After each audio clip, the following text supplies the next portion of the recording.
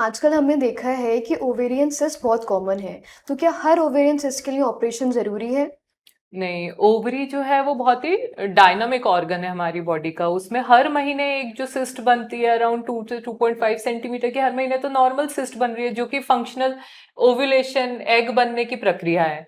तो हर ovarian cyst को operation करने का आवश्यकता नहीं है। मेरे पास भी बहुत बार कई बार मरीज आते हैं, वो अपना अल्ट्रासाउंड लेके आते हैं, उन्हें जिस भी प्रॉब्लम से अल्ट्रासाउंड कराया है उसमें आ गया है कि एक 2 बाई 2 सेंटीमीटर का सिस्ट है, फ्लूइड फिल्ड सिस्ट है। तो इसमें उनको कोई सिम्टम नहीं है, बट क्योंकि अल्ट्रासाउंड में आ गया है तो उनको बोला गया है कि ऑपरेशन करना है। पर बिल्कुल ऑपरेशन की आवश्यकता नहीं है। 3 महीने 6 महीने ऑब्जर्व किया जाता है, अगर वो सिस्ट उतनी ही है या घट गई है, मोस्ट ऑफ द टाइम तो वो गायब हो जाती है विद टाइम। अगर वो बढ़ रही है तो उसको थोड़ा सा देखना होता है, नहीं तो अदरवाइज हर सिस्ट का ऑपरेशन जरूरी नहीं है।